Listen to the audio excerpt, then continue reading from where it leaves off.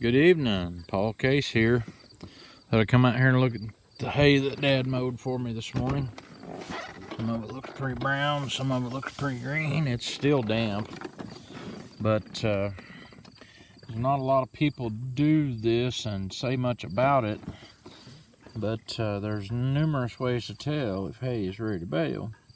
Of course, you've got people who get a moisture tester and all that. And then I've seen some people that do something that it just boggles my mind, because I can't tell how in the world you could tell anything about what they're looking at. They want to just grab a handful of it and twist it and wheel it around. And I can't tell how that does any good, nor I can't figure out what they're looking for when they do that. Sorry about the shaky video, but I'm going to set you here on my bucket maybe, where you can look at me while I'm doing this. Now this bunch of hay right here, I'm going to take just half of it, because I know it's not ready yet, but I bend it. And when you bend it like this, you can see that some of it breaks. That piece right there broke. Some of these leaves didn't break, they just bend over. I'll do it again a little bit. Here's where you can see a little better maybe. We'll just do a couple pieces. See, I bend that.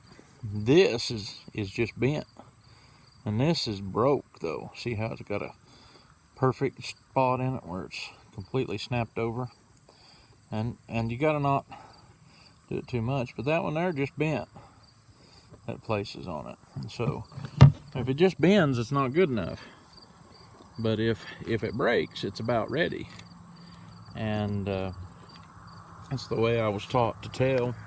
And then you've got to always be very patient when you're looking at hay, because you'll see that the stuff on top is always drier than the stuff underneath. And so, and you got to get it to where it's all ready. There goes a car driving by on my road. People probably thinking that I'm talking to myself. Let's go on up here. It's a lot easier to use this method and to tell on hay that it has a lot of stems in it. So this spot right here has gotten a lot more sunshine on it than what that down there did. And you can tell right here, the stuff on top much drier than the stuff underneath. And there is a McDonald's straw. This is right on the road. The stuff underneath is not nearly as dry. And so if you take a handful of that, and you don't have to use even both hands, take a handful of that and bend it, and you'll see a lot of it just bends over.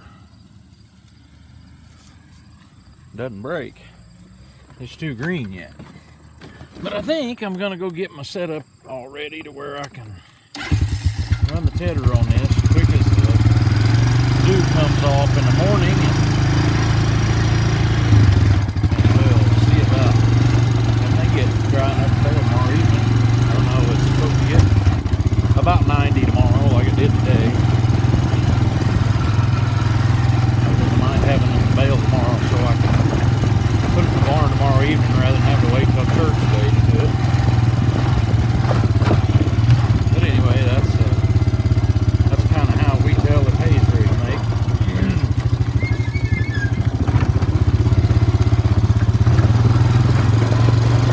Received another load of logs this afternoon, and had the scale and put them away. And then Dad's air conditioner, we actually stopped working on it. Fixed his deal where the belt would stay on these air conditioners. A pile of logs I bought today.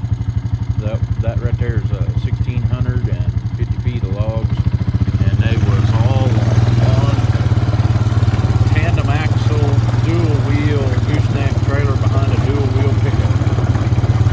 Pretty good load for anything. And this is my setup here. Of course, this is where we have the wood processor in the barn, but I'm gonna move this skid loader out of the way, and so I can get at my baler outfit, do a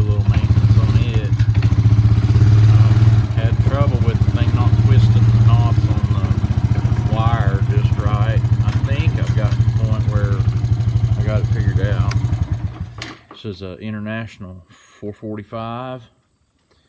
It's the same baler that they actually made some that were Case International. But this one here, I'm going to say is mid-70s, probably. 445. Wire tie. Has big pickup on it, and that's really handy. You can pick up a nice big windrow with it. And I'm pulling it behind well, it's currently right behind my Case 930 that has the do-all loader on it. This tractor here, I bought it from a guy who cleans up farm sites and sells scrap iron, and it is a horse and pretty reliable. If I told you to start right now, I might have to go get the truck and jump it or something. But and the meter on it, the hour meter on it works and only reads like 2,900 hours for a late 60s 6-cylinder diesel tractor. That's no hours. There wasn't, these are a fairly common tractor, but there wasn't like 100,000 of them built. I don't know the number on how many of them were built, but 85 horsepower and fuel efficient. This thing here really just barely uses any fuel. We had it up in the shop with this baler on it and changed the oil on it. Probably only like the second or third time I've changed the oil on it. It will pull one of those Kuhn disc mowers. But that thing has a massive wide pickup on the baler, and that works really good because I'm not very good at hitting the windrow. And so we just kind of go from there. I know it's got 2 brand new boxes of wire in it. It ain't even ever been tied on. And it needs a tire on the other side aired up, but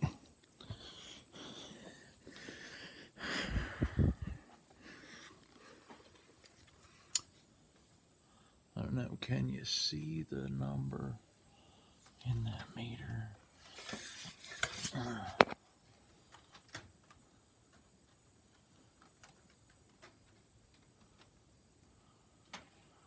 I don't know if I can ever get that where you can see it. But anyway, just curiosity's sake. Ain't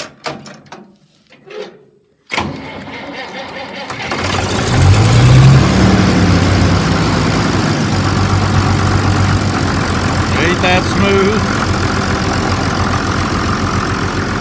We used this tractor to load our hay in the field this year. I borrowed Dad's spear.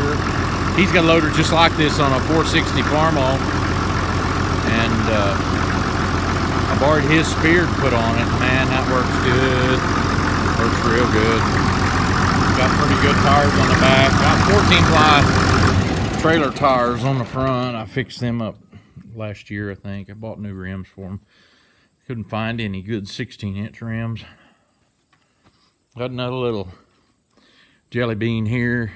This little New Holland LX885 skid loader. This skid loader, aside from having turbo on it, has the same motor as a Ford 4000 diesel. The newer ones, they were a 3-cylinder, and that's what this thing's got for a motor. And I got this and bought pretty reasonable because it smokes. And I've just decided that this winter, this fall, when we get done doing our field work and such, we're gonna try to do an in-frame overhaul on it. I think the thing has the motor sitting in there to where you can get the oil pan off from it without pulling the motor. And so, of course, all this loader on these lifts way up. You can block it right there. It's got a stop, and so that's real super handy. Real super handy. And it ain't nothing cherry sweet or nothing, but this little loader will pick up, I think it's 2,500 pounds. And that's what they're rated at. I have probably picked up more than that with it. It'll load them bundles of slabs we make when they're green. And I've got some square bales, all the first cutting square bales off from the field that we're gonna bale either tomorrow or Wednesday. And then we baled some down here in the hayfield below. And we're going to try to bale some more of it into square bales and get them put in here. I think I'm actually going to start parking them one more deep on this side of those, and it won't stick out here too much farther, about like right here, and I'll be able to back in the door down there and get at round bales. I don't need them. Well, anyway, that's about all for right now. I'll probably get some video tomorrow, and hopefully I'll get a chance to get my equipment out and get them hooked up, ready to tedder some hay tomorrow. Oh yeah, and there's my hay sweep. Goes on the front of my skid loader made by CVR up in Galesburg, Kansas. That thing right there will pick up 8 bales, and it don't require any extra hydraulics than just the loader. And you slide it under them. And I have found that I can pick up 8 bales, set them down in the field, get out of them, and pick up 8 more and set on top of them, and then pick up the original 8 with those others on top of them, all 16 bales in one time in the skid loader here, and set them down on the, we don't set them down on the floor that way. I try to turn everything that's on the bottom row where the cut side's down, or up, where the strings or wires aren't against the dirt. But anyway, that's probably what we're going to be doing the next couple days, trying to get some hay done. I've got more hay to get them to mow here. I've got a piece way down on Dad's place behind where the old Cherry Grove Church was. I'll try to get it down tomorrow. Maybe mow some of this down here in the hayfield by the barn here tomorrow. Giving us super good